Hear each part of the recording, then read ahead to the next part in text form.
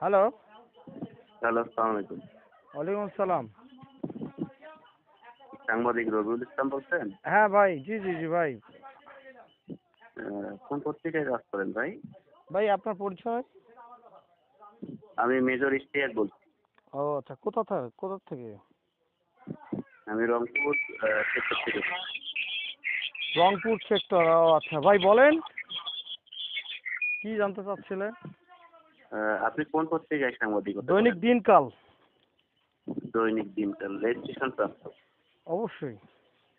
হ্যাঁ, এখন কথা হচ্ছে যে সাংবাদিকতা করা আপনার পেশা না মাস্তানি করা পেশা? আপনার সাথে কথা এইভাবে বলতে চাচ্ছি না। আপনি কি বলতে চাচ্ছেন? আপনি আপনি আগামী 3 দিনের মধ্যে আপনি আপনার সমস্ত সাংবাদিকতার পরিচয়পত্র নিয়ে আমাদের ক্যান্টনমেন্টে আসবেন এবং আপনি আসেন লালমনিরহাটে, শোনেন, আপনি লালমনিরহাটে সেনা ক্যাম্পে এসে আমাকে ফোন দিবেন, ঠিক আছে? আপনার সাথে রংপুরে কেন যাবো? আমি লালমনিরহাট সেনা ক্যাম্পে কথা বলবো, আপনি কেন? আচ্ছা, আপনাকে হ্যাঁ, আপনি লালমনিরহাটে আসেন। আপনি রংপুরে কেন? আমাদের লালমনিরহাটে তো সেনাবাহিনী আছে।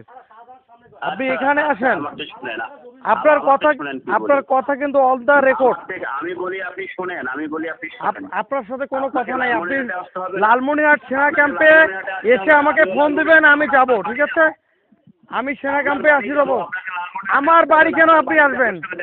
আরে আমার বাড়ি কেন আপনি আসবেন? আপনি সেনা ক্যাম্পের সেনাবাহিনীর পরিচয় দিয়েছেন। আপনি সেনাবাহিনীর পরিচয় দিয়েছেন। আমি লালমনিরহাট সেনা ক্যাম্পে যাব। আপনি রংপুরে কেন যাব আমি?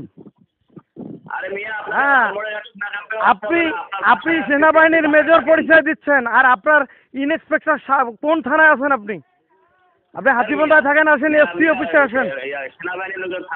হ্যাঁ, থানায় থাকে। আপনি রংপুরে যাইতে চান কেন ভাই? আমাকে কি বোকা মনে করেন যে আমরা রংপুর মেজরের কাছে দেখা করবো? আপনি যতই মেজর হন, আমাদের লালমনিরহাট সেনা, আপনি লালমনিরহাট সেনা ক্যাম্পে আসেন।